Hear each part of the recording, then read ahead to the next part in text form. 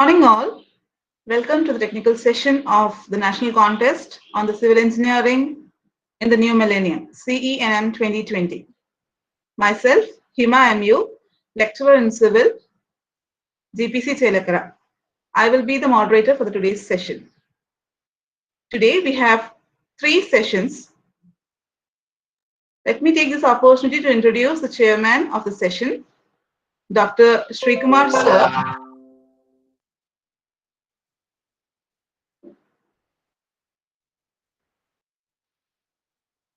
Is currently an assistant professor, Department of Civil Engineering, National Institute of Technology, Karnataka, Surathkal. He is graduated from Government Engineering College, Thrissur. He did his post-graduation from IIT Guwahati and Directorate in Transportation Systems from IIT Bombay.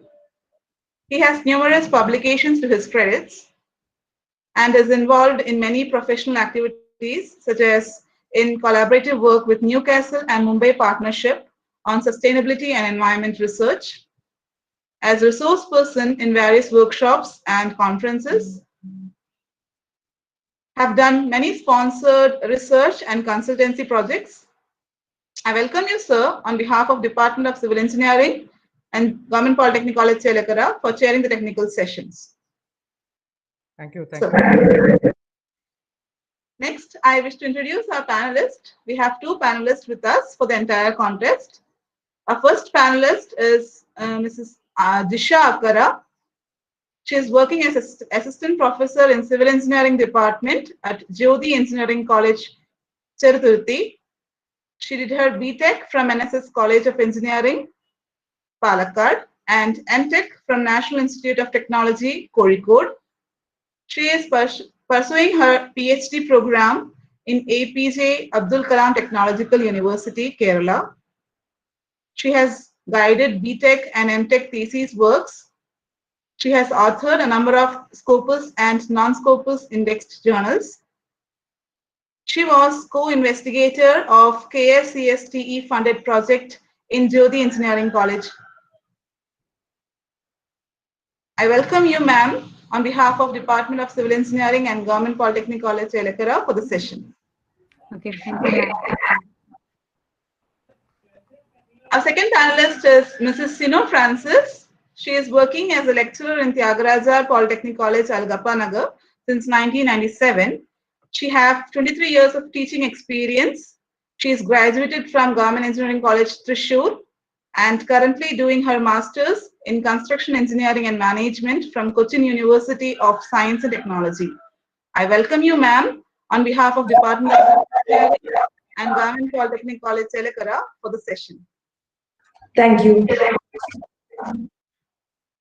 Now, let me read out the general instructions for the paper presentation. 10 minutes is allotted for the paper presentation and 5 minutes for the question and answer session. A warning bell will be given after 8 minutes, and finally a long bell will be given. Delegates, please make sure that you don't exceed the time allotted for the presentation. I wish all the delegates best of luck. Now, I hand over the session to the chairman, Dr. Srikumar Sir.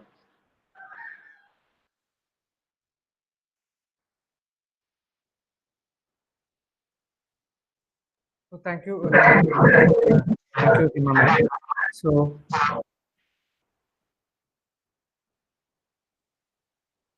without much delay, I think let us start our session. So the first paper is the title is Planning of Earthquake Resistant Buildings.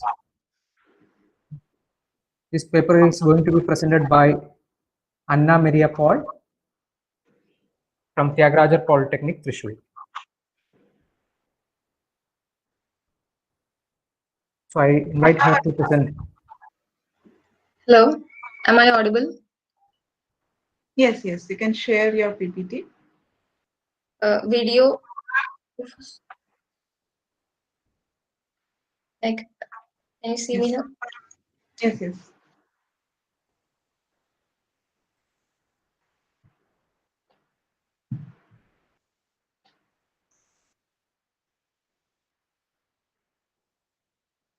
Can you see my PPT presentation screen? Can you see my screen right now? Yeah, it is visible. You can go ahead. Okay, sir. Good morning, everyone, honorable judges, teachers, and the audience. I am Anna Maria Paul from Tyagaraja Polytechnic College, Agapanagar, Trishul.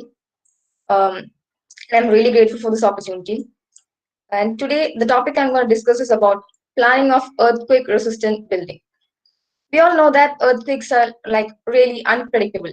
They might happen at any moment, right now or the very next moment. We don't know.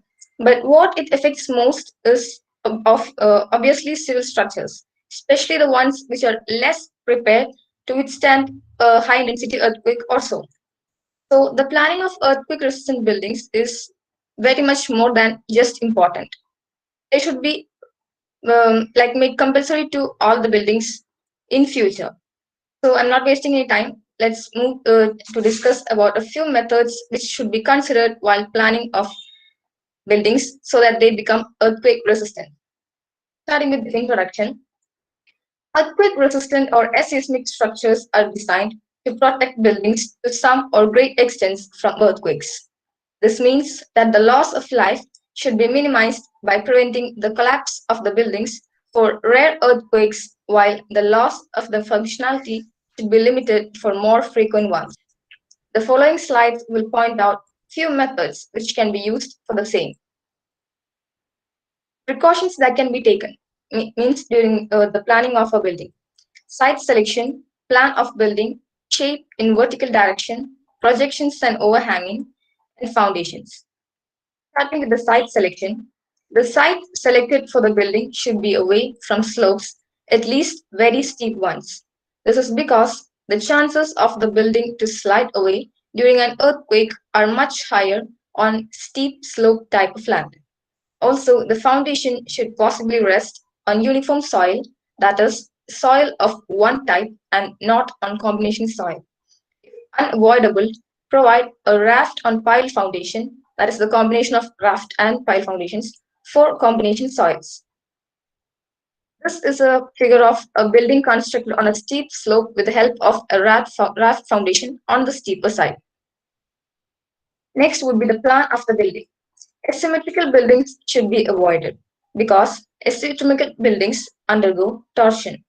Extreme corners are subjected to very large earthquake forces. That is, they are called reentrant corners. Avoid structures with reentrant corners. Instead, go for buildings with simple and symmetrical shapes without reentrant corners, but that looks almost similar to the same plan. This is a figure which shows a building with a reentrant corner. This is what is called a reentrant corner, and this is how the chances of the building to crack would be like. And this is the same kind of building with a minor gap in the corners. So this figure shows how this kind of a building with a reentrant corner might crack during an earthquake when the building sways, and this kind of building, in this kind of building, chances are very much less. Next, the shape in vertical direction. Very slender buildings should be avoided. Inverted type of building should be avoided because inverted pendulum type buildings are unstable. A sudden change in lateral stiffness should be avoided. Simplicity and lightness are also quite important while planning a building. Okay, these are the few models of how the behavior of a slender building during an earthquake might be. As we can see, their breadths are like not matching to the proportion of, they're not proportional to their heights. So the chances of them behaving like these are much higher. This is an inverted building. Like we can, at first sight, we can sense that something might happen to this building once it faces an earthquake. So these kind of buildings should be comparatively avoided. Next would be projections and overhangings. Avoid long projected balconies. Avoid floating columns. Floating columns should be avoided. Large projections should be avoided because they attract earthquake forces and so they are likely to collapse during an earthquake. This is a building with a long projection. Looking at this building's structure, Architecturally, it is like an amazing one, but in the civil side of view, the length and the breadth of this building are like not proportional. And at first sight, I felt that it might even collapse to its right, even without an earthquake. So the chances of this building surviving an earthquake is like really rare. And foundations. Avoid liquefiable, that is partially or completely saturated soils when providing foundations because the buildings on these soils might sink during an earthquake. In such cases, try to adopt raft foundation, providing piles and anchor to those piles to a hard strata. This would help the building to stay stable up to a limit. This is the figure of a building sinking in a kind of liquefiable soil, and this should be avoided. To avoid this, we should try at or either uh, providing piles and anchor to those piles to the hard strata, or completely avoid these kind of liquefied soils for the foundations. Next, the methodologies which can be adopted while considering the planning of a building. First one would be shear walls. Shear wall is a rigid vertical diaphragm which is capable of transferring lateral forces from components like exterior walls, floors, and roofs to the ground foundation in a direction that is parallel to their planes. Reinforced concrete wall or vertical truss are two examples. The thickness of these walls may vary from 150 to 400 millimeters. This is an example, a figure showing a shear wall detail where this is the foundation. This is the reinforced concrete shear walls like this. So these are kind of like really adaptable as well as effective method. Next is base isolation method. It is a collection of structural elements which would substantially decouple a superstructure from its substructure and thereby protect a building. The system absorbs and then deflects energy released from the earthquake before it is transferred into the structure. Base isolators can be an air gap, frictionless roller, a well-oiled sliding surface, etc. This figure shows right in the right side, it shows a fixed base building like this and an isolated base like this. These are the base isolation bearings, and this is how the building moves as a whole during a ground movement. And this is how the isolated bearings move during a ground movement and not the building as a whole. In fixed base, the building moves as a whole, and here the isolation bearings are the ones that moves and not the building. Next is the shock absorbers. Shock absorbers or seismic dampers are special devices designed specially to absorb the energy provided by the ground motion to the buildings. Shock absorbers can slow down and reduce the magnitude of vibratory motions by tuning the kinetic energy of the bouncing suspension to other means. For instance, heat energy that can be dissipated through hydraulic fluid. These are the examples of shock absorbers being installed in buildings, which means like just as they look, these are kind of metallic spring kind of equipments, which shows a kind of bouncing action which can be seen in similar to motorcycles. That is in the advertisements of bikes and all, you can see when the bike goes through a hump or a puddle, we won't experience that much of bouncing action. This is something similar to that. Next is tuned mass dampers. A tuned mass damper is a vibrating mass that moves out of phase with the motion of the structure. It is suspended to its out of phase motion. The internal force of the TMD mass abates the resonant vibration of the structure by dissipating its energy. These systems respond to movements by shifting in the opposite direction. So, if an earthquake or high winds force a skyscraper to sway to the right, the TMD responds by swaying it to the left. It's a kind of like a pendulum like action that takes place. This is a schematic diagram of a building with TMD. When the building moves to the right, the TMD moves to the left. I mean, the tune mass damper moves to the left. And when the building moves to the left, it kind of moves to the right. So it is a kind of like to moves to opposite sides. The building and the damper moves to opposite sides and kind of remain the balance. Like superstructures like Burj Khalifa and all, they have planned it efficiently by installing these tune mass dampers. They can be installed either during the building stages or after the installment after the building stages. And this is the diagram of a building without the tune mass damper. So let me conclude. In conclusion, it is clear that the design of any building shall be done by qualified civil engineers in compliance with the requirement of seismic zone for that particular region where building is planned. All the above discussed methods can be easily adapted while planning the construction of a building. All these methods have proved to be effective and completely serve their purpose. After all, prevention is better than cure. Thank you.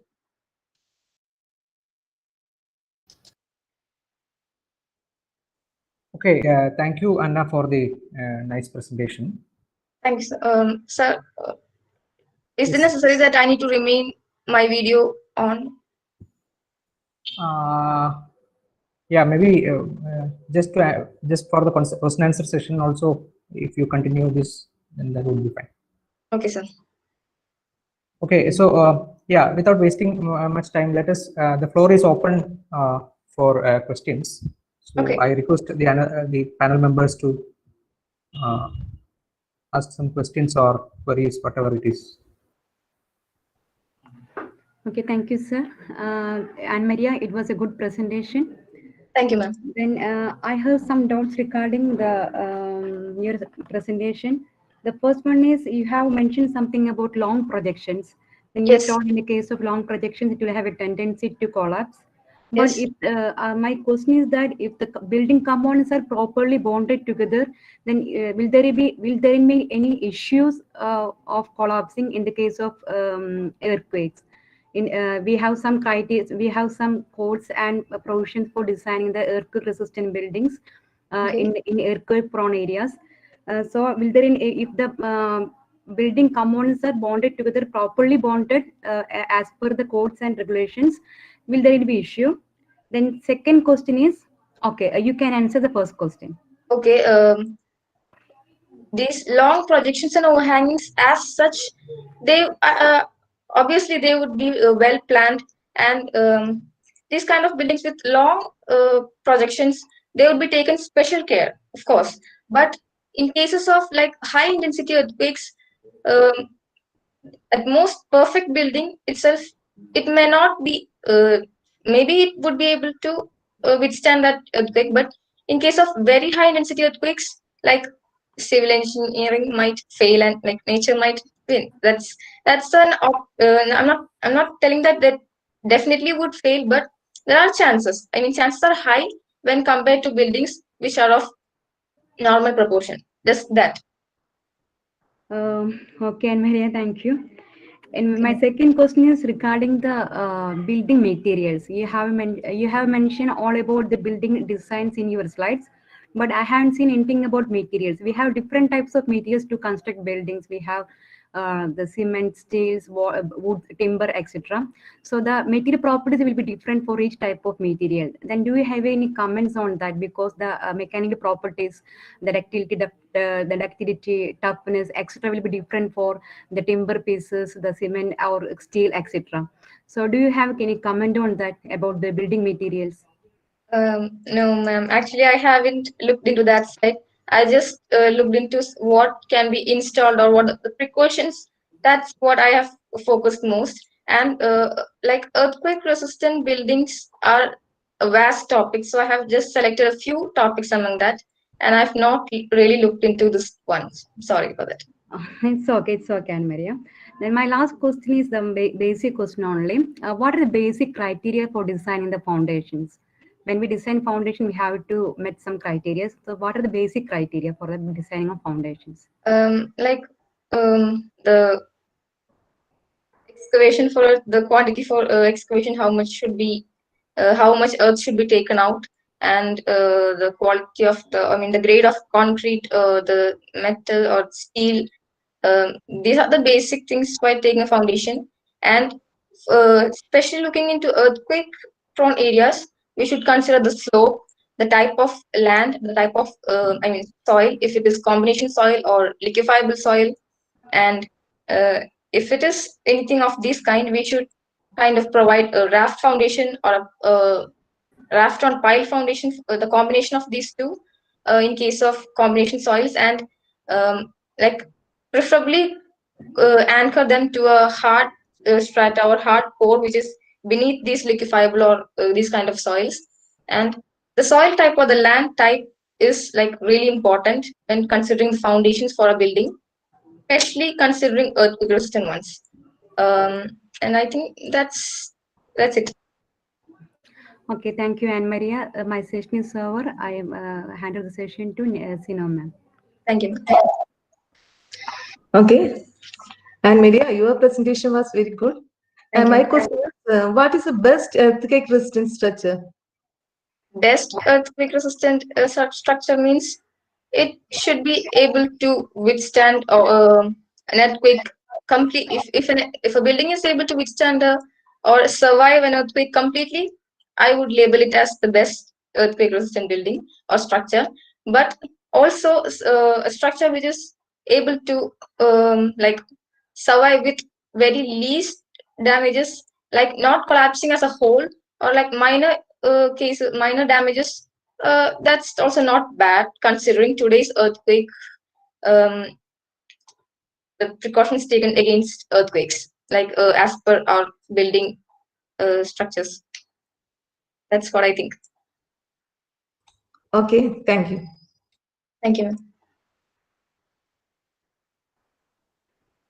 So any other panel members wanted to ask something, or can we open to the discussion even from the students also, the participants, other participants, if you want to ask something?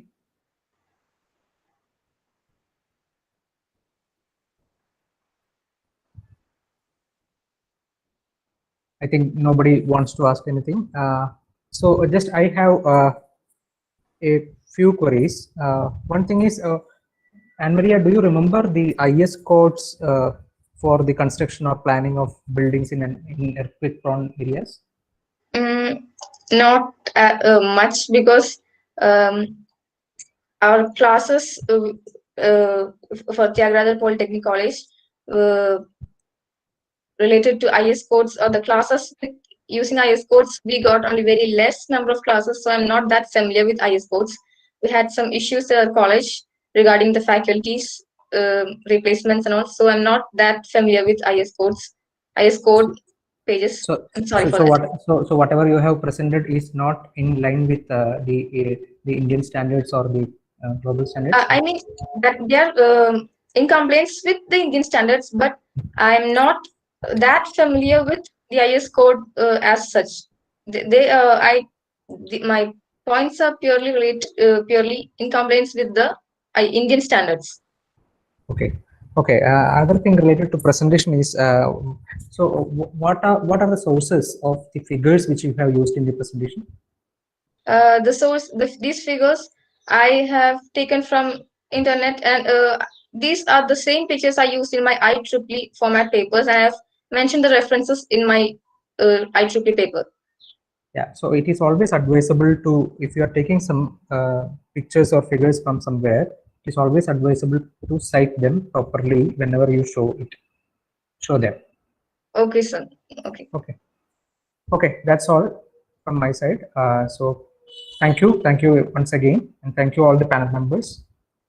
So let us, okay, thank you, Anna. So it was very good experience doing this in front of all these people. Thank you. Okay, thank you very much. You may leave. I think let us move on to the next presentation.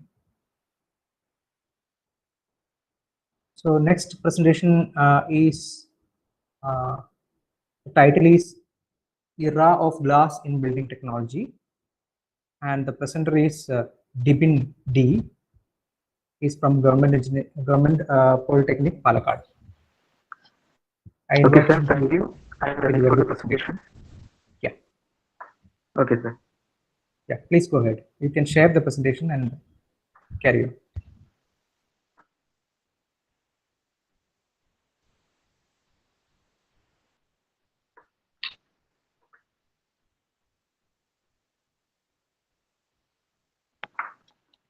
Sir, can you see my slides?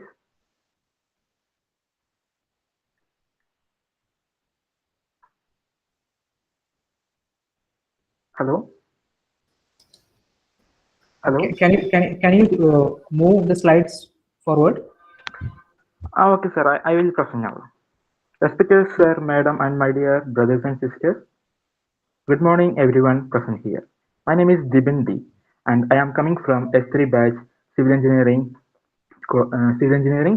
from Department and Government Polytechnic College, Palakkad, Kerala.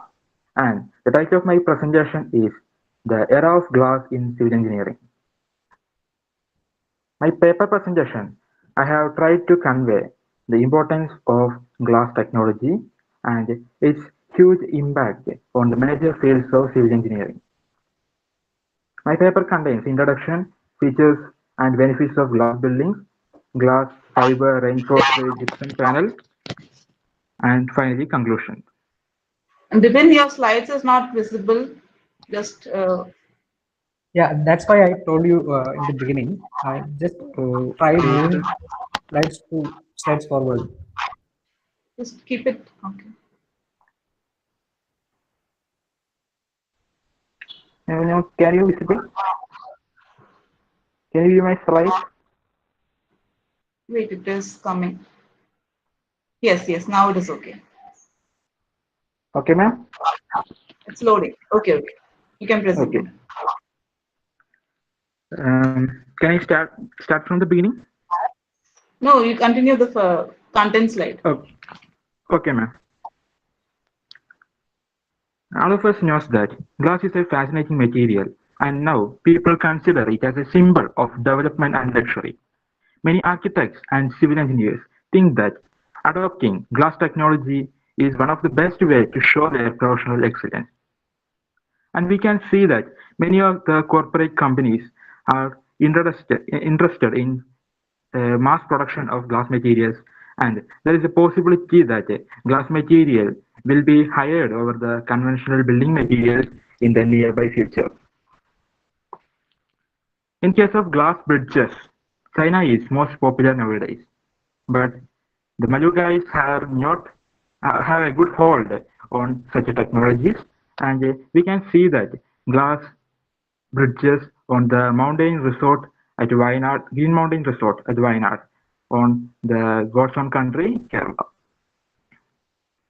Even the BIS, Bureau of Indian Standards, are realized about the importance of glass technology, and they have introduced a section of glass in their a section of glass in NBC, National Building Code 2016, under the IS code 16231, which deals with the use of glass in buildings and human safety aspects.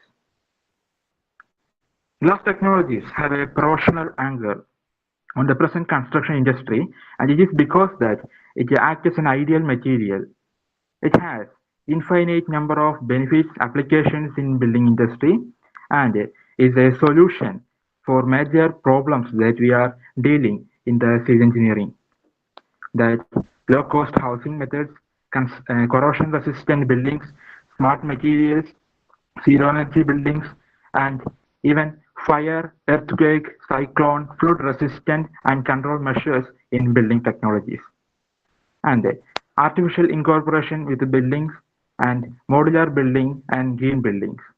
Also, they have a good hold in speed construction methods and reducing the use of non-renewable resources like water, rivers, and etc. They can be reused, which is a better aspect than recycling, since it is a costlier process.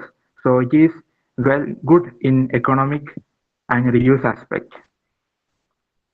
There are special varieties of glasses for the purpose of daylighting, solar control, fire resistance, and self-cleaning purpose glasses are there, and noise control glasses for reducing the noise pollution. Vibration control glasses are there for seismic control and the main part of my presentation is GFRG panels, the glass fiber reinforced gypsum panel. They are calcined gypsum plaster reinforced with the glass fibers. It is one of the most innovative construction methods that we have adopted in the constructing houses for low and poor economic group in the society, and they can be used for load bearing purposes without any compromise in the safety, durability, appearance, and we have used measures to prevent environmental hazards like earthquake, cyclones, as we have previous experience due to Burevi cyclone in the past week. GFRG panels are also known as rapid wall panels because their construction is much faster than any other conventional building materials. And now the government of India is also recognized them and widely used them in PMAY urban project. PMAY means Pradhan Mantri Awas Yojana. Also, Kerala's firm Kudumbashree, the world's largest women networking, uses GFRG panels for construction as they have published it on their own website www.kudumbashree.org. GFRG panels are manufactured at a GFRG panels, 1 minute, and also they are important for a single GFRG panel can itself reduce 2.9 tons of CO2 emission, and we can say that it is a green building material. And also we can construct them in up to 10 stories in low seismic zones. And in Kerala, they are manufactured at a FRBL, means Fact RCF Building Product Limited. It is a Government of India enterprises. And we can see that in my slides, this technology is adopted in Kerala for mainly residential and educational buildings constructed using GFRG panels.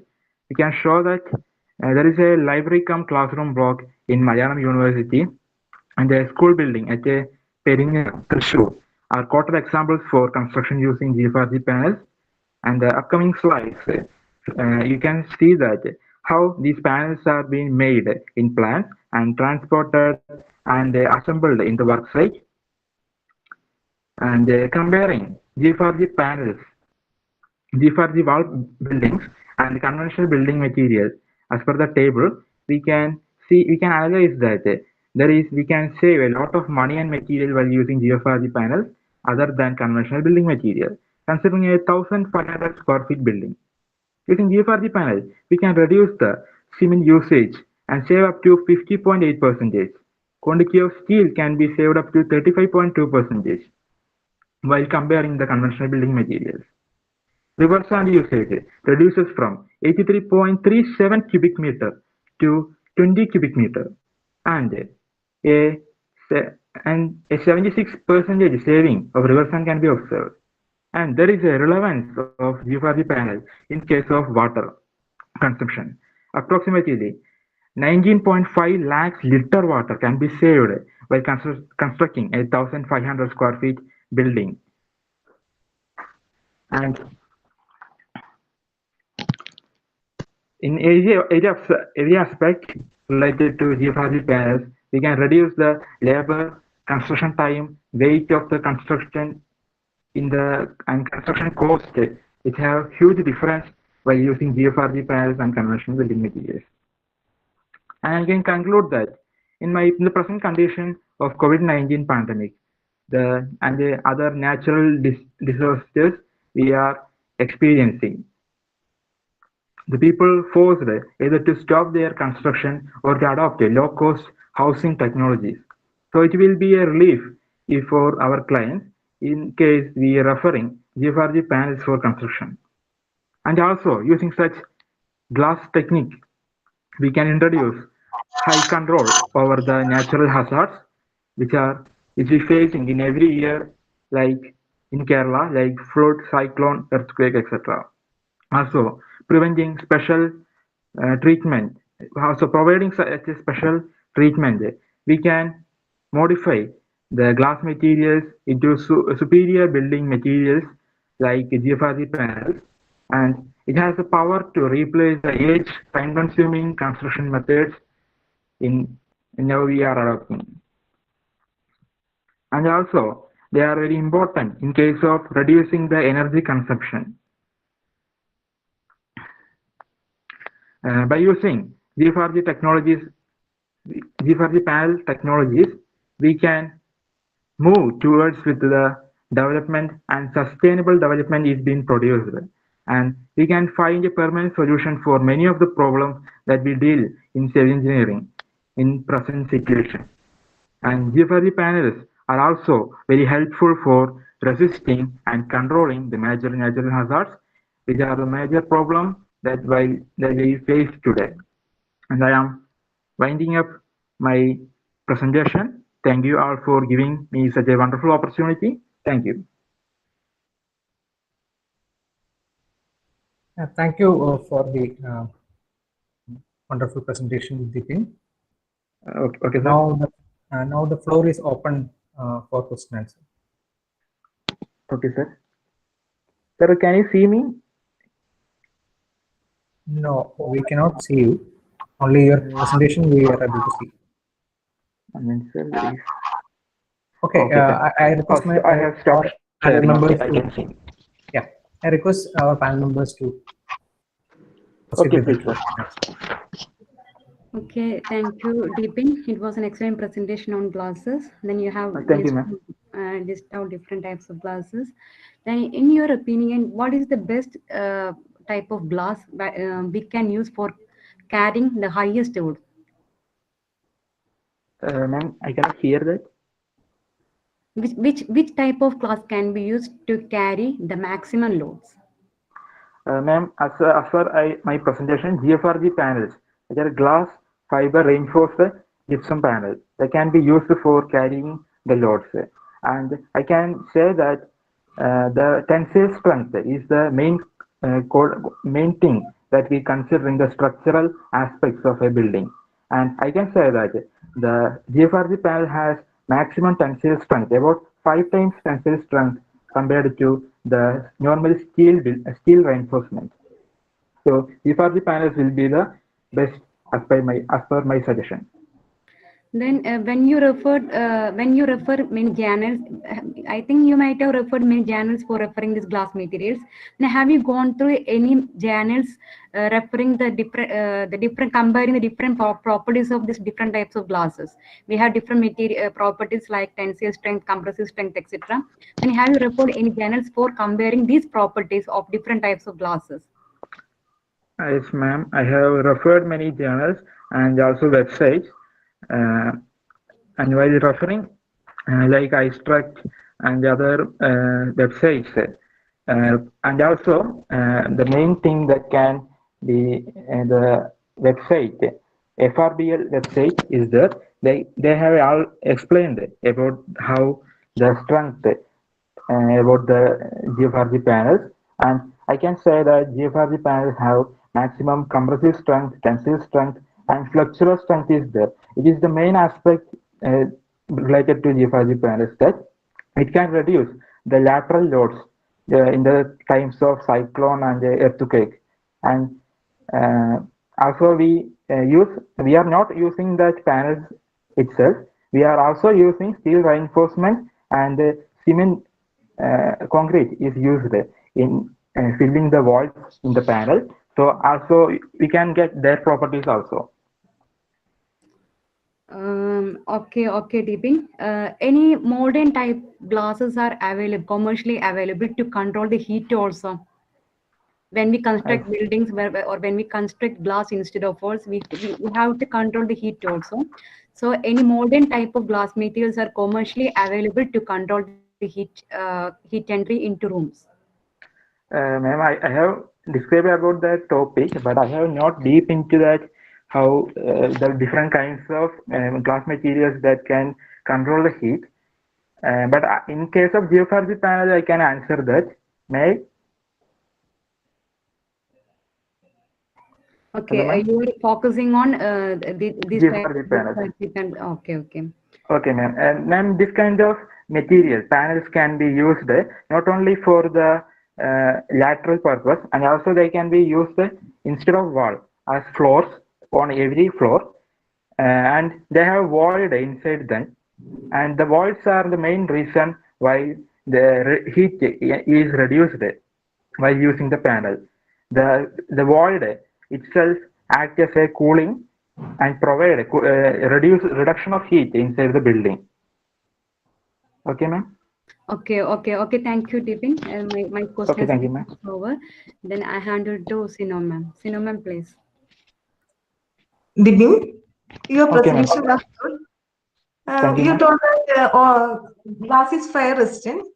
Are all glasses are fire resistant? No, ma'am. I am not think that all glasses are fire resistant. There can be, by modifying the properties of glass, we can introduce fire resistant property and thermal and and other properties like self-cleaning glasses, vibration resistant glasses for seismic building. The properties uh, can be introduced in different glasses. But combining all these in one glasses is not, I can understand, and I think that the future generation can see such glasses will be introduced in the industry, and I think not such glasses are now present. Can you give me an example for fire resistant glass? GFRG panels is the main topic, and I can say it as an example for fire resistant glass. It is not glass, introducing glass in the building panel. And also, okay, ma'am. Okay, I thank don't you. know the quarter example for specified fire resistance. Okay. Okay, my question is over. Thank you. Okay, thank you, ma'am. Okay, any other questions from the audience?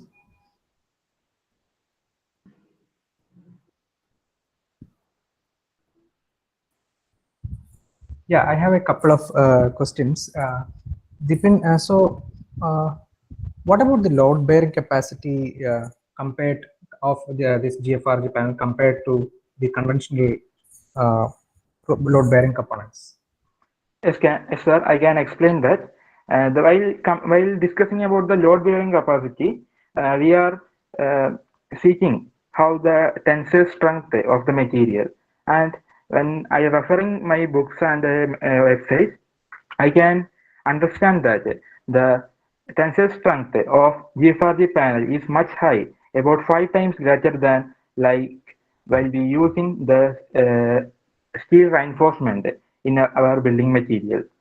And also, it is a lightweight material, and for a lightweight material, the requirement for foundation will also be reduced. So it is not a matter that we can introduce this in low soil bearing capacity places also, and it is also a measure to control the earthquake and the lateral loads, etc. Okay, sir. Okay. So okay, another point is that what about the requirement of skilled labor to handle these Sir, things? it is important that the skilled labor and skilled supervision is required for the construction. But we can say that the time for construction is reduced from about 1 days to 20 days. So for a like small time span, we can introduce a good labor with a efficient technologies and supervision, and we can construct it in low cost building. Okay. Thank you, Dipin. So Okay, sir. Thanks. that's all from my side. Thanks. And okay, so you may please leave. Okay, sir. Thanks Thank for you such once a wonderful again. opportunity. Thank you, sir. Thank you once again, and thank you for the panel members. Okay, let's move on to the next presentation. That is the topic. Can't read the topic fully. It is related to something related to transportation, CATS in the field of highway transportation by Megha R.S. Pillai from Government Polytechnic, Chelakara. I invite her to present her paper. Hello, sir. Yes. Megha? Can I present my? Yeah, please share your screen and start presenting.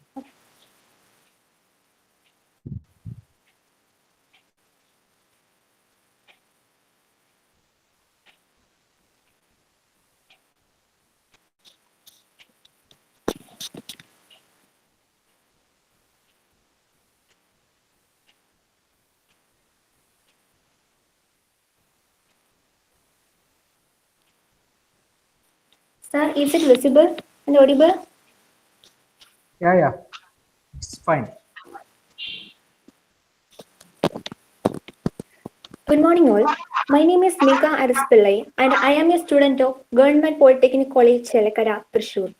My topic is contribution of cooperative intelligent transport system in the field of highway transportation. What is transportation? Transportation simply means movement of goods or person from one location to another. It is necessary for the growth of economy and civilization, etc. The first way of transportation was walking on the land.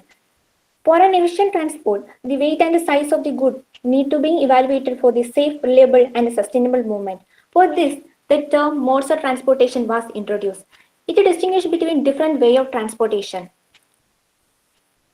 There are mainly three different modes of transportation. They are land transportation, air transportation, water transportation, and the other transportations are pipelines, cable transport, and space transport. The land transportation was further divided into road and railway transportation. The picture of the mode of transportation is shown here. Road transportation. It is the universal and the oldest mode of transportation. Roads play a vital role in the transportation of goods, passengers for short, medium distances. Comparatively easy and cheap to construct and maintain roads. So, road transportation system establish easy to contact between fans, field, factories, and markets and provides door-to-door service. The first method of road transportation were horses, oxen, or even human carrying goods. As state developed and became richer, a new roads began to be built in 18th century. It is called turnpike roads.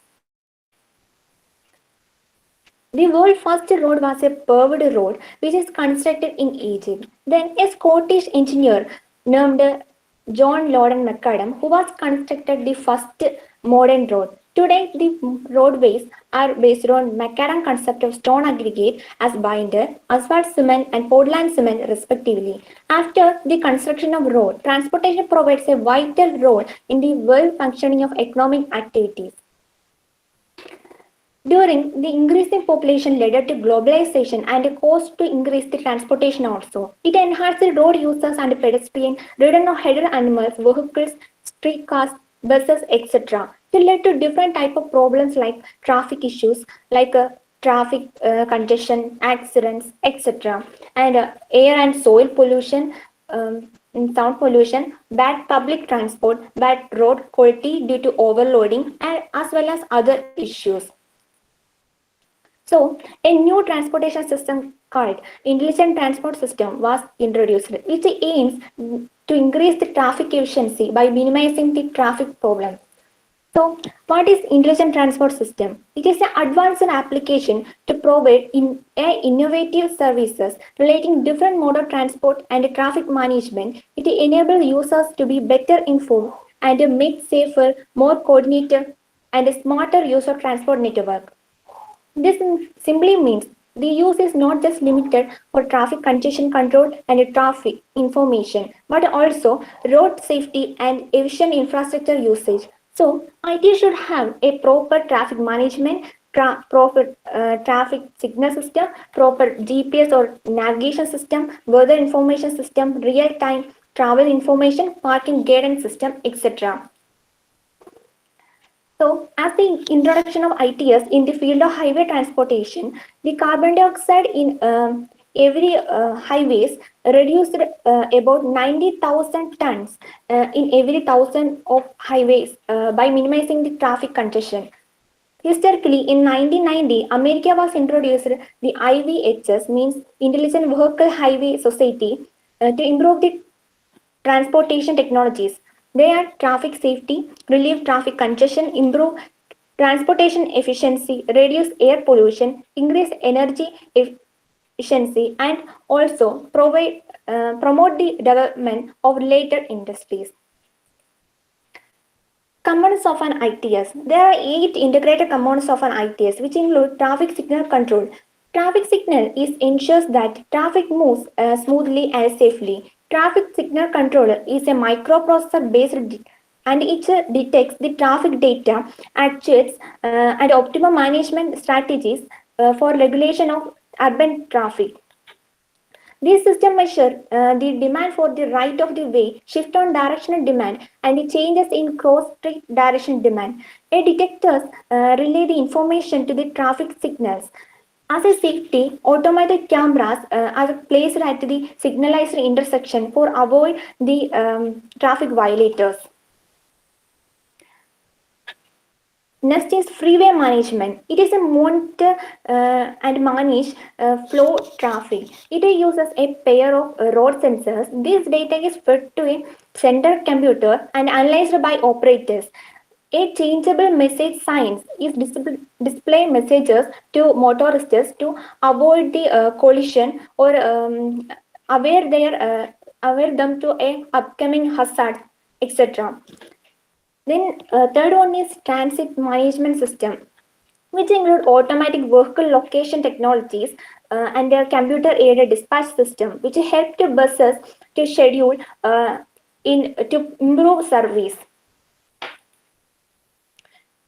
Air payment. It is also called automatic fare collection. It provides an automatic means of collecting and processing fare for public transportation services such as bus, rail, ferry, and other modes.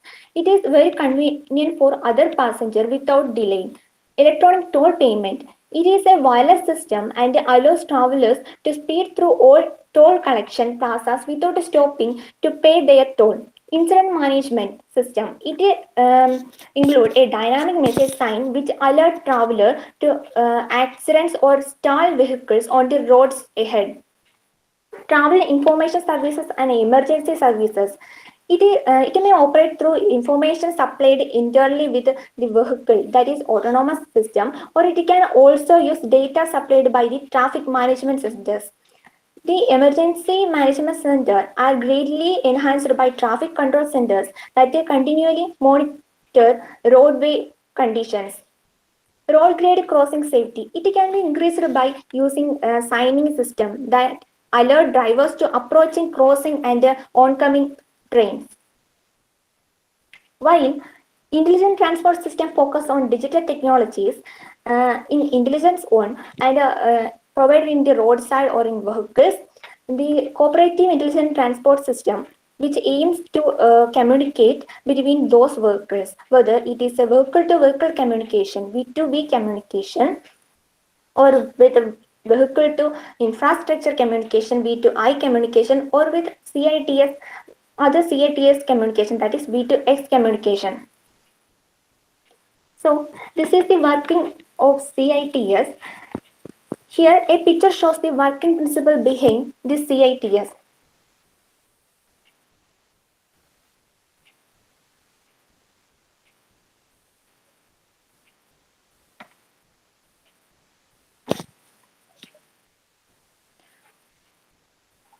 Hello, sir.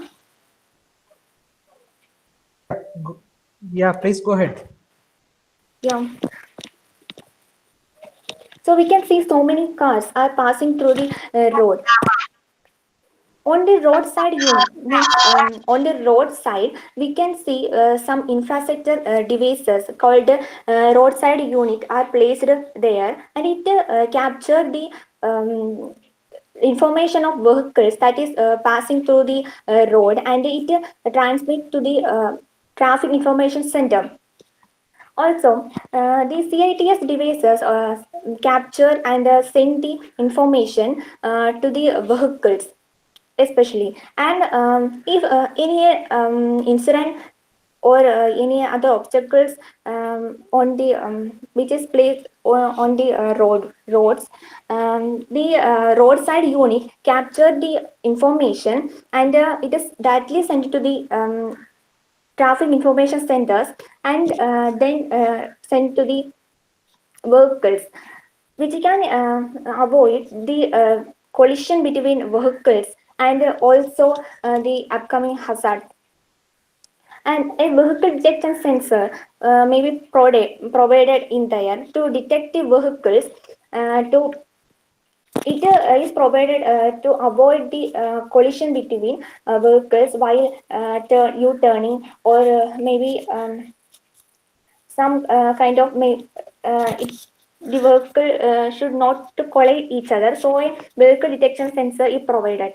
Then a pedestrian detection sensor, it is provided to sense the pedestrian who was walking across a crossway, to detect the pedestrian, and then it transfer to the vehicle that there is a pedestrian who was crossing the crossway. So the and it wants the driver to stop the vehicle.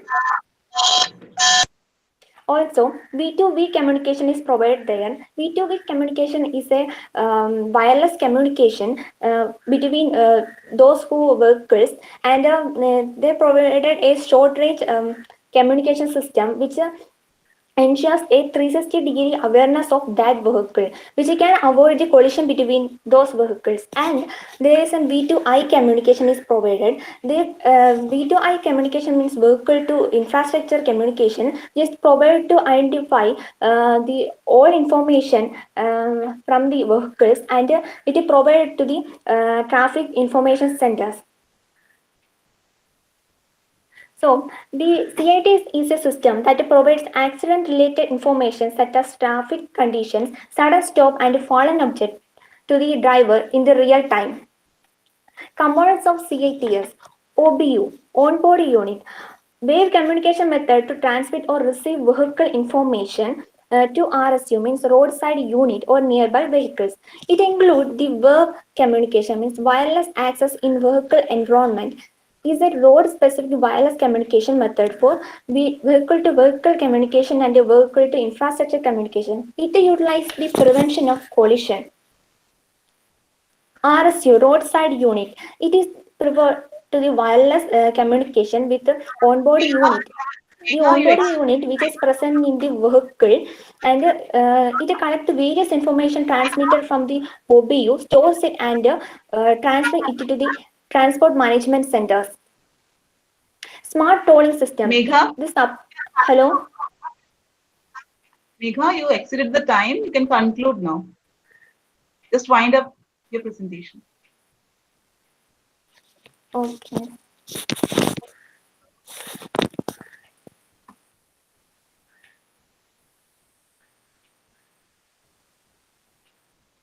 Okay.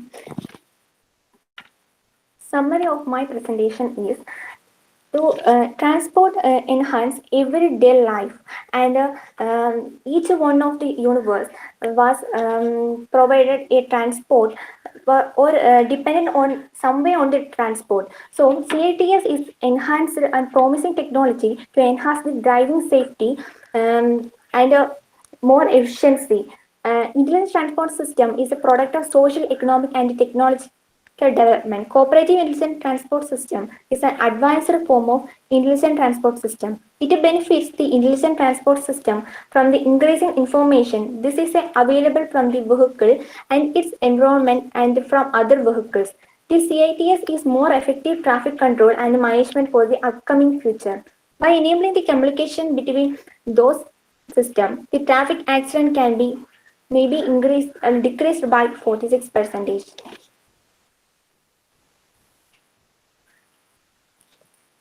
Thank you. Okay, thank you, Meka, for the nice presentation.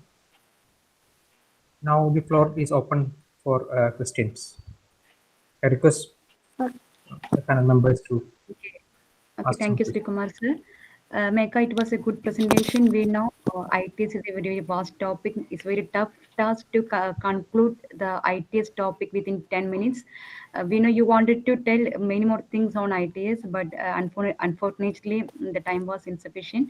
It's okay, Meka. Anyway, I have one or two comments to tell. you have introduced some parking management system. What all facilities we can provide in parking management system through ITS? Can you bring? In park, Okay, proceed. uh, in parking management system, the workers that system identify the vehicles that there is a space for parking the correct position and the occupy space. The vehicle can occupy the space the correct position for parking, and also where is the vacancy for positioning and parking the vehicles, and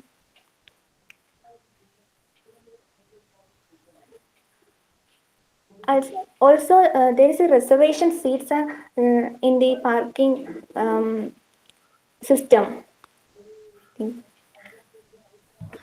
Okay, Meka. Can we pay the parking fee in advance before parking? Any systems are available for that also? Any prepaid system for parking using ITS? Um, um, It's okay, Meka. It's okay. Mamin, Then, okay. Tell me. that's not in our country, but in America, there is a e-paying technology that is used in the parking system. It is automatic, fully automatic. Okay. Thank you, Mecca. I have one more question to ask. In Delhi nowadays, the air pollution is increasing due to traffic, the high volume of traffic movement. So, do you have any ITS related suggestion to reduce the amount of the traffic amount of to reduce the air pollution by reducing the traffic volume? In metropolitan cities, the air pollution nowadays is increasing. So, do you have any ITS solution? Um, Due to the traffic is because of the there is no proper transportation system. By introducing the intelligent transport system in this field, so it can easy to transport, and it enhance the traffic efficiency, and it minimize the traffic conditions. That means by decreasing the pollution, and the, the congestion should have to reduce. So if we introduce the ITS in the field of highways, and there is no such congestion take place. Okay, that means we can control access of the high amount of high quality of air pollution vehicles. If the vehicles are producing the high amount of pollutions, we can identify that type of vehicles in a sensitive air quality areas. We can control the access of the vehicles also. Okay, thank you, Yes. Hima. Then I am handing over session to Sino ma'am. Okay. Nice presentation, Megha. My question Thank you. is, you told that traffic signal system is based on microprocessor based. Can you explain that?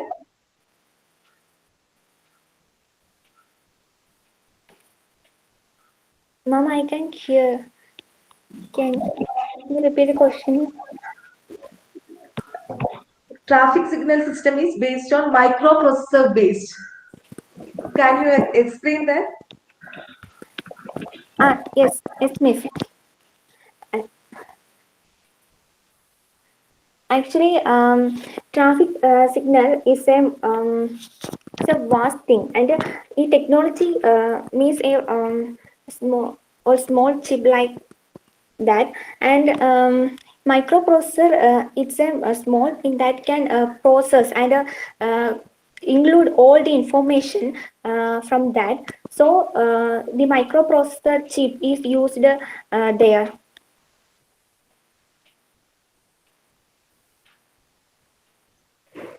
Explain transit management system. Transit management system. Yeah. Transit management system is a system which can identify the location of the vehicles, and it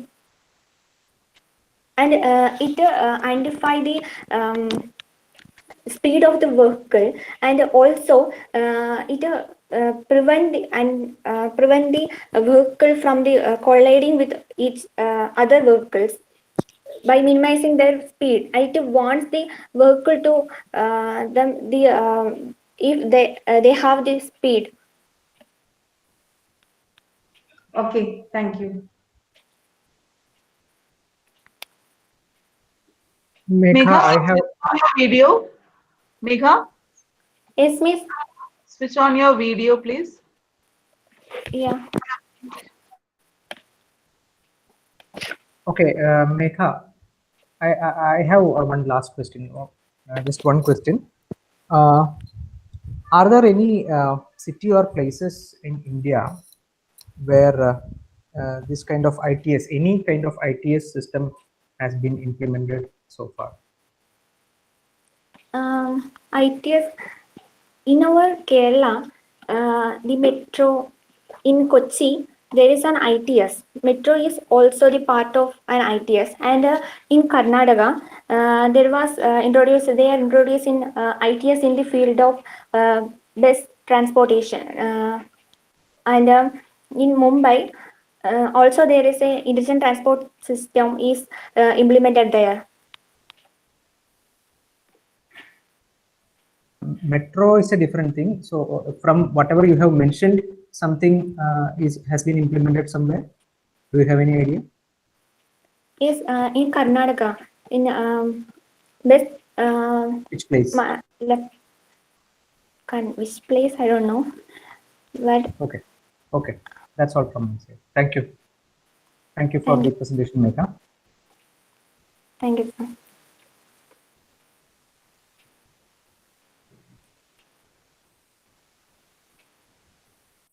Yeah, so let's move on to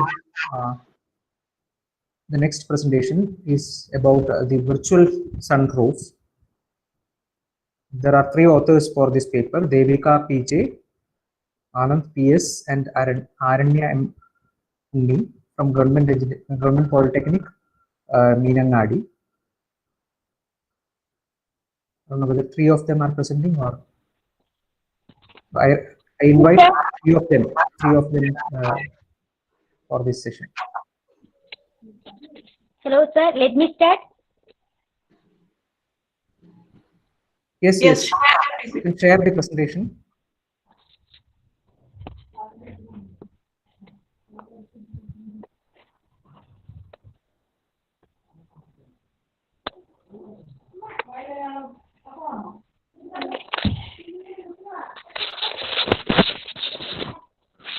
Hope you can see the slide.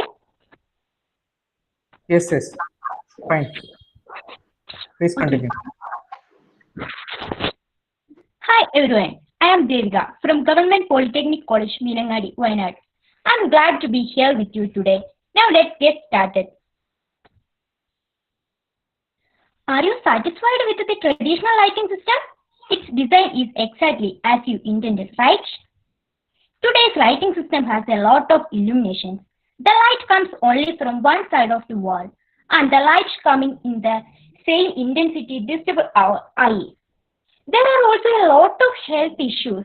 The shadow that appears when writing and reading at night disturbs us. How can we solve the problems with the traditional lighting system? The next thing I will share with you. We know the war with India and other countries. As a result, many soldiers have to stay at the border and they need food to be delivered. As a solution, they are cultivating the food grains they need, but not all the time. Similarly, today our whole country is plagued by COVID epidemic. In such a situation, we cannot make our room enjoyable. Light is near during the day in rooms make light is difficult to reach. The next point is that you can't come up with a party experience using the same system at home when there is a sudden party or any celebration. Then, bulbs are often blown out of classrooms due to misuse of light. We need bulbs that last longer. Okay. We can avoid all these problems by using virtual sunroof. Light is generated during the day as it brings in the same intensity as the outside sun.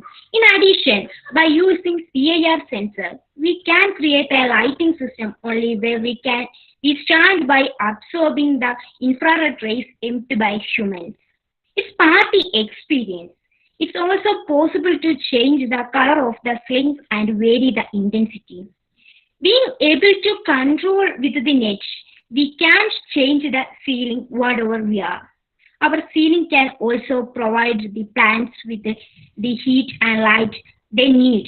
Therefore, it can be cultivated even during frost. In the next section, I will show you. Here we can see the basic block diagram of our system. Easy understanding, we can divide it into three parts. From the user's perspective, we only see LED panels on the roof. For controlling these panels, we are using a master controlling unit. And for powering of the device and its SMPS power supply is being used. Shall we go in the details? Okay. As the unit gets powered up from the main supply, the system gets initialized by reading external data from the sensor. According to the user's setting, the control unit processes. Those data and the control signals are sent to the respective LED panels. Here, a light sensor is used for measuring ambient light intensity and for analyzing human interaction. We are using for infrared sensor at 4 corners of the rooms, and thus system can pinpoint where the human is exactly standing. And finally, for interacting with the internet, we have used a wireless adapter. It may be Wi-Fi module or a Bluetooth. For any easy installation, we can follow these simple steps. Step 1. Draw a room scale. Step 2. Choose the lighting location. Step 3. Attach wall angles. Step 4. Install wiring. Step 5. Attach suspension wires. Step 6. Splice the main teeth. Step 7. Install the main cross teeth. During this process of ceiling installation, the overall look will be like this. Okay. Here we can see the detailed view of a basic panel. Rate of panel will be approximately equal to 700. Rate of steel is 9.5 per square feet. Labor cost is 1000. Extra charges or sanitary charge is 1000. Okay.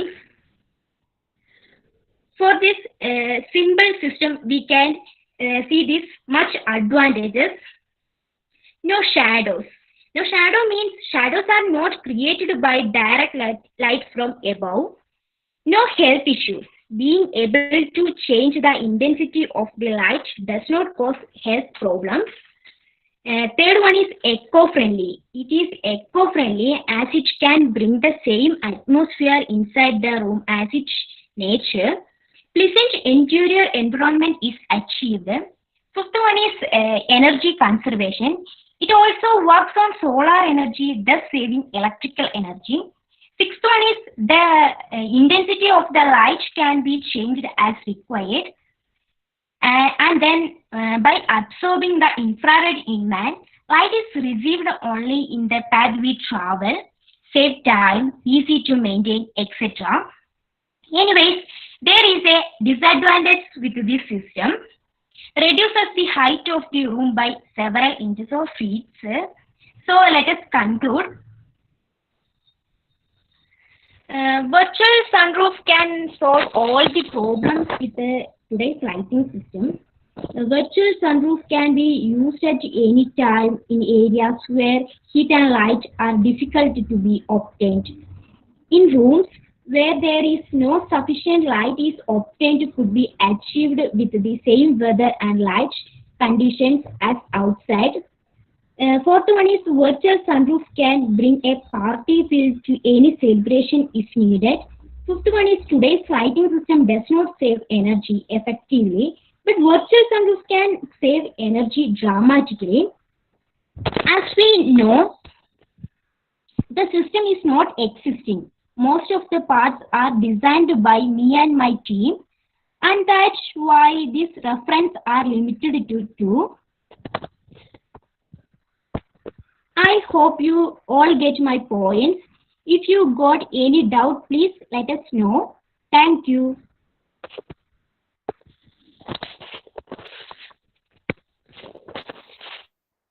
Okay, good presentation, Devika. Thank you, sir. So let's move on to the questions. I request panel members to ask some questions. Okay, Devika, it was a good presentation. Thank you, ma'am. I have some doubts regarding the virtual sunroof. Then you have the list how is it the connections or how did it will be constructed, what are the step-by-step process you have explained. Then as a civil engineer, I would like to know in what type of buildings we can construct the virtual sunroof, or is it advisable to construct this virtual sunroof in all type multi-store building also? Hello, ma'am. Hello, sir. Hello, I am Anand. I am one of the team members. So Okay, can okay. I reply that? Okay, sure. Ma'am, actually, it's possible to construct at any level of building or any buildings. Anand, one minute. Let me know the rules and regulations. Hima ma'am, is it allowable? Is it allowed to answer the part? Yeah, yes, ma'am.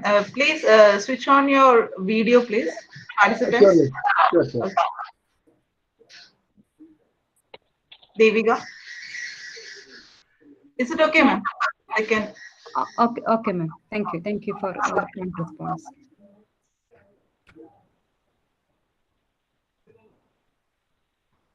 Okay, Anand, you can proceed. Okay, ma'am. It's possible. It's possible to construct this system into any house or any buildings. In the case of residential buildings, also we can provide the virtual sunroof, or in the case of multi-story buildings, also we can easily construct the virtual sunroof. Then what about the economical cost? Did you compare the cost of this virtual sunroof and the conventional buildings? Yes, ma'am. Actually, it's a bit high than suspended ceiling, or as we know, it's like false ceiling. So it's a bit more than the traditional ceiling types, because it's all electrified by AC mains. So control unit will be there, and its supporting components will be also there. And we are using pixel LED panels as a ceiling panel. So it's a bit high. I mean, the cost is a bit high. Do you have any numerical comparisons? It's okay.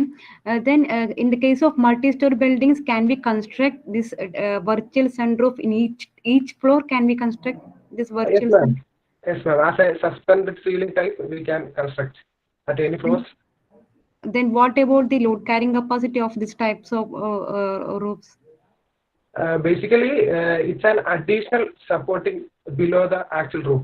So we can hide our electrical wiring or even pipes or plumbing mechanism within that roof inside itself. Okay, is it like a false ceiling? Yes, exactly. Okay, then additional cost will be there for this virtual sunroof, right? Yes, sure. Okay. Is it practically applied anywhere in world, or do you have any examples to show that? Actually, no, ma'am. Actually, we are inspired from a concept of pixel LED driving. So we innovated such a thing. So we don't have such many reference, but there is technology that is used in this system. I mean, the control protocol as well as communication with the internet, IoT, along with that, are also being used here. Okay, you mean this is a novel concept, so you don't have any examples to show the application of the virtual sunroof, right? Yes. Okay. Thank you, Anand. Sino ma'am, please. Thank you. Devika, your presentation was good. My question is that you told that it can be used at any time in areas where heat and light are difficult to get. Can you explain? Miss, can you repeat that? I didn't get that.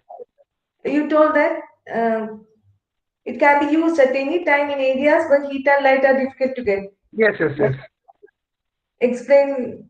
Actually, ma'am, we are using two type of sensors, and one is infrared sensor, and the other is light sensor.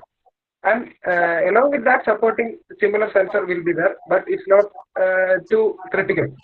So, if we can assume a room where there is a low light condition or in low temperature condition, so the system will optimize those conditions with the help of sensors, and it provide light and heat to the room as needed. Okay. Is this system is used in any vehicles? Basically, no. Here we are not using any heater or such like things. We are just using LED. That means a pixel LED that is being controlled by a microcontroller. Okay, thank you. Thank you, ma'am. Okay, thank you, Devika and Anand. Just I have one quick question. Yes, Is there a difference in the source of light during day and night? Actually, we are creating an atmospheric ambience as like our surrounding. That means enhancing our room condition with the support of this device. And this condition is adapted from the outside environment. And we are using a light sensor at the outside of in a room or even a building. No, so that means you what you mean to say is during daytime it uses the source of light is mainly sunlight only. I mean the intensity of sunlight is directly casted to the roof of our room. Okay, and night time? At the night time we can set the ambience level with the Android application. We can connect with this device. No, what is a source? What is a source? That is purely electricity. Okay. This is powered by AC mains, 240 volt AC mains, and okay. After rectification, it is directly fed to the LEDs, and the brightness and color ambience of that light is controlled by our user's preference. So okay, we can set a cool light or even a bright light. Yeah. Okay. Thank you. Okay, sir. Okay. Thank you for the for answering all the queries. Sure. Okay. Yeah, and thank you for the presentation once again. I think you may leave. You may leave now, and we move on to the last presentation of this session. That is about contour crafting by Anusha Ramakrishnan from Government Polytechnic, Chelakara.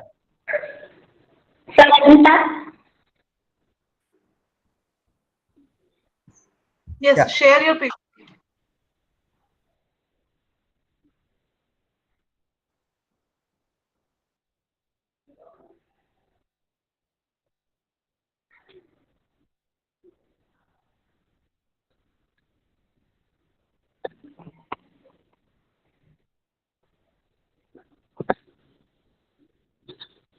Sir, is it visible now?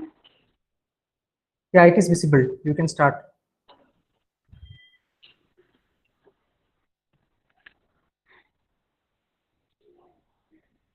Good afternoon, everyone. My name is Anusha Ramakrishnan, a civil engineering student of Government Polytechnic College, Chelakara. First of all, thank you so much. I am really grateful for this opportunity. So we know that food, clothes, and sheltering are the essential needs of human being or basic needs of human being. Here my topic is related to shelter, and we are familiar with the conventional construction methods. We are following our conventional construction method for construction of buildings. So there are so many limitations for this conventional construction method. They are time consuming, not scalable, so require huge workforce, and quality issues are there. So I am here with the remedy for these problems, that is contour crafting. It's a new technology, it's an emerging technology, that is contour crafting technology.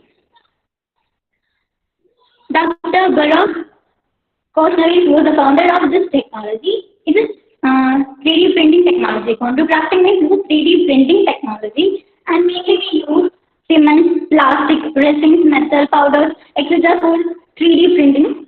But here, Joseph Spegner, the person who made the first attempt to use cement-based materials for 3D printing, that is contour grafting. There are some other type of 3D printing. First one is contour grafting and D-shapes and concrete printing.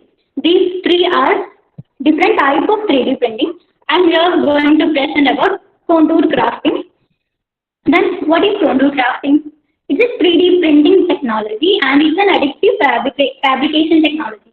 That means additive fabrication means they use computer control to exploit the superior surface forming capability of the traveling to create smooth, accurate, planar and free form structures. And it also uses CAD CAM. The instruction for the working of contour grafting machine is given by the computer control process. This technology, that means the contour grafting technology, makes a change from the conventional construction method to layer by layer approach of construction. We can do automated reinforcement work, plumbing, wiring, electrical work, and all other work by using this contour grafting machine, and we can construct a complete structure. We can construct a complete structure up to 2,500 square foot area of a building can be completed within 24 hours a day. It is short term, it's very short duration for the completion of this work. So we use cube setting cement or high quality, high grade cement is used for this construction processes. And we can check the working of this contour grafting machine.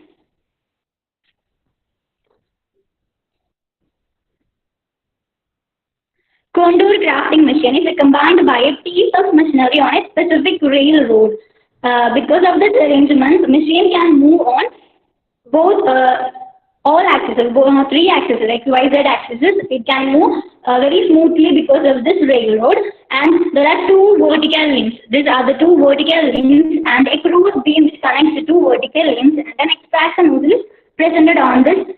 And this extraction nozzle, we also call it as robotic arms of this machine, and the raw materials for this construction process is carried out to the site by using the pumps. The raw materials are pumped to the extraction nozzle by using a pump, and this extraction nozzle performs the construction processes. The key feature of this technology is the use of trellis. Here we can see the picture of extraction nozzle of contour grafting machine, and here we can see two trowels, top and side trowel. This is the main peculiarity of this contour grafting machine, and there are three different heads for this contour grafting machine. This presence of these three different heads capable to build both the buttress and standard walls very smoothly by using this trowel. And nozzle can create some hidden parts on the wall.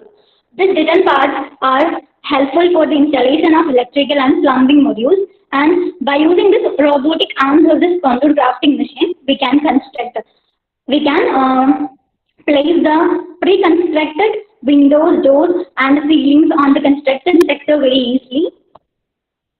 And here we can see the working of contour grafting machine. This is the extraction nozzle of contour grafting machine. Here both the filling and extraction processes are taking place simultaneously. And these are some pictures of the structures created by contour grafting machine. Here we can see the layer by layer construction of contour grafting machine. And these are two types of walls created by contour grafting machine. The first one is a primary wall, and it is double layered and is not a load bearing wall. And secondly, is non-load bearing wall. It's a single layered wall. Mainly we use this contour grafting technology for building construction, infrastructure and space applications. And first one is building construction. We use this technology for constructing buildings. Maybe adobe construction, flat and all other construction can be constructed by using this technology, and we can reconstruct the collapsed buildings.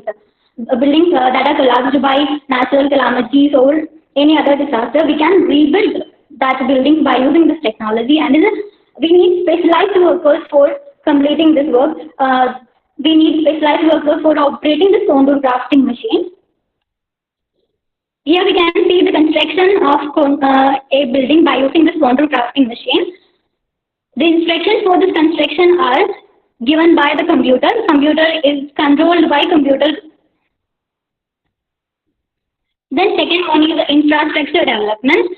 We can construct tall concrete buildings by using this technology, and a coordinator, a set of coordinator vertically climbing robots carry a special contour crafting nozzle assembly and a motion control system. This type of contour crafting machines have the capability to climb on the constructing towers, and the main peculiarity of this machine is a novel material delivery system and the constructed tower. Final tower ends up having a near perfect geometry and orientation with respect to the horizon, and the future plan of contour crafting craft is to include the full-scale contour crafting tower. The third one is the space application. The contour crafting machine is being developed to exploit the in-situ resources also. NAC, the program Innovative Advanced Concept. The program was coordinated or organized by Dr. Koshnawis under NASA to able to construct structures, possibly hangars of landers and later homes on Moon and Mars. The NASA accepted to send human beings to asteroid by 2025 and Mars by 2030. And we know that we can't use our concrete or our cement for construction in other planets because there is no presence of water in the liquid form. So, an engineering team from the Northwest University has already created a Martian concrete by using the materials that are found on the red planets. For preparing this Martian concrete, they use solid simulators created by the NASA and molten sulfur instead of water. They used to create this Martian concrete by using these two materials. And now we know that there are so many advantages for this contour crafting technology. It's a more economical method. We can decrease 4 times the construction cost by using this technology, and it's an environmental friendly method. There is no pollution, there is no emission of carbon dioxide, there is no sound pollution. It's a safe and accurate method for construction. Because of the presence of different types of travels, and we use here computer is used for controlling. So the machine performs very accurate to execute its assigned commands. So it's a high precision construction. It's a great flexibility, architectural flexibility. It provides great architectural flexibility, and there is no wastage of materials. It's a safe mode of construction because there is no need for more workers. So it's a safe mode of construction method. But there is some limitations also for this contour crafting technology. The first one is employment issue. The main issue, we need skilled laborers for performing the contour crafting machine. So it's the main limitation. Then second one is the initial cost for this machine is very high. We need it is not affordable for a common man to use contour crafting to construct their home. Initial cost is very high now. It's an emerging technology, so initial cost nowadays initial cost is not affordable for a common man. And the third one, we want to depend on the conventional construction method for creating its foundation. The contour crafting machine do not able to construct foundations, so we want to depend on the conventional method for the construction process.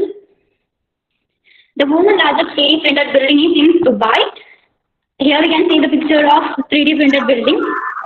The robotic construction company FS4 has used this technology to build the world's largest 3D printed building. It's a 2-story building.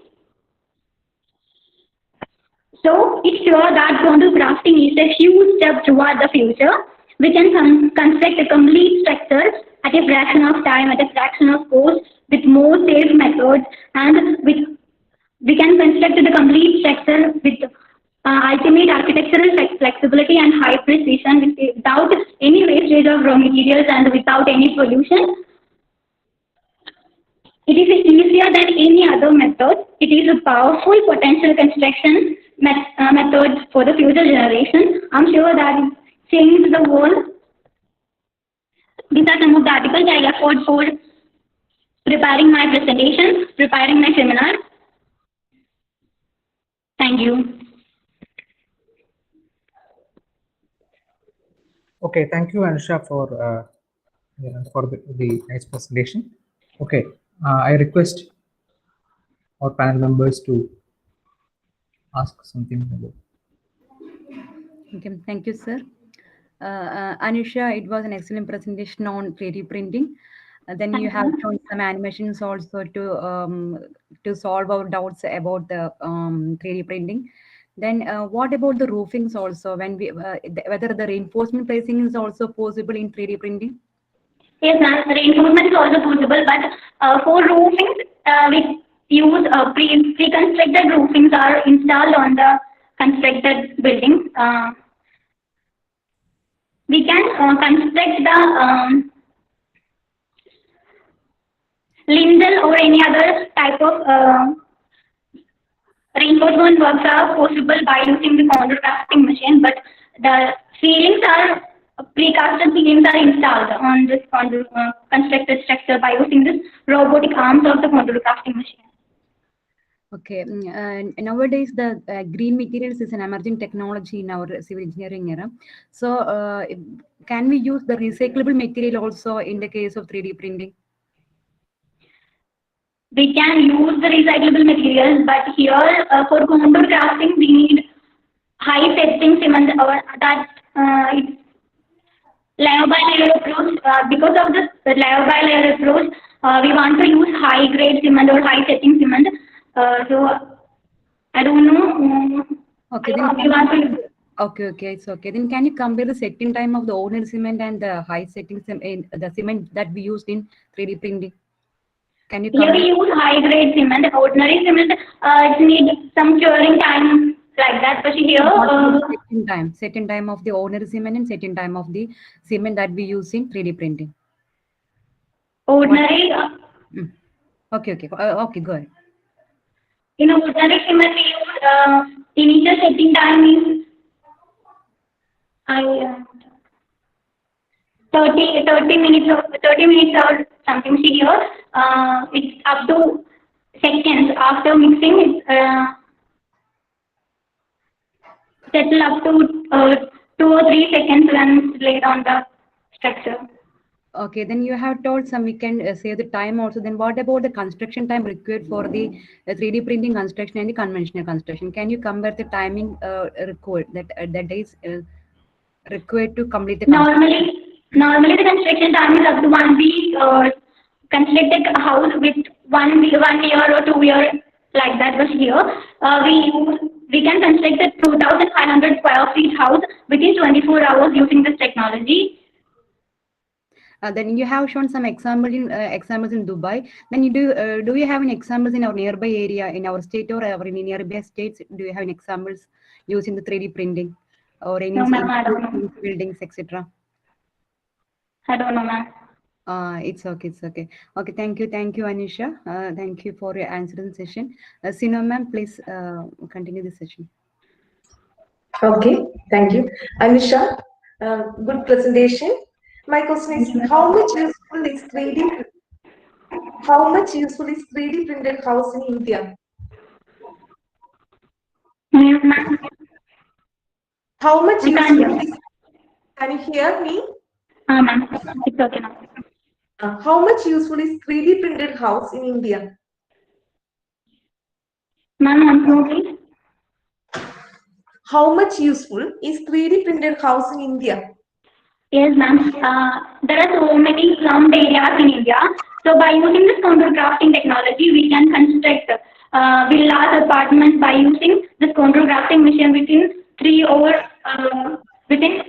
hours. Up to 3 months, we can complete all the construction processes. So it is very useful for India. It's a developing country, so it is very useful for our country. We can construct so many villas or apartments within a short time period, and it is very helpful for government also. They take so much time for constructing houses for poor people, like rebuild Kerala or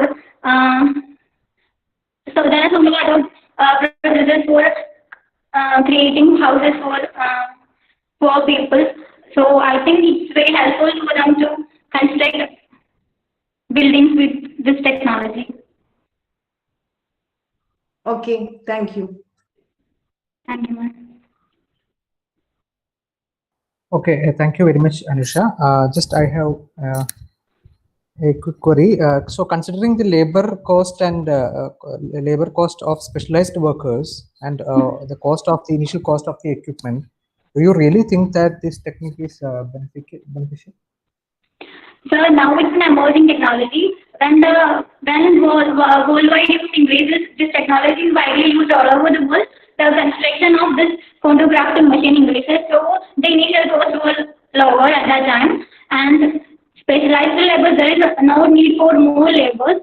Only 3 or 4 workers are enough for controlling this machine. So I think in future generation it was a good method for constructing.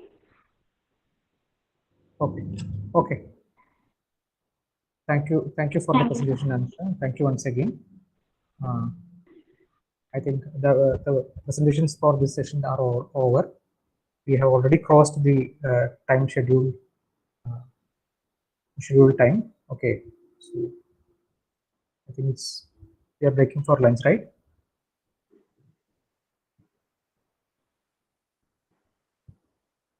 Thank you, sir. We'll start the next session by 1:45. All of you, please join by that. Is it okay, sir? Okay. Okay. Okay. Fine. Fine. Yeah. Okay, sir.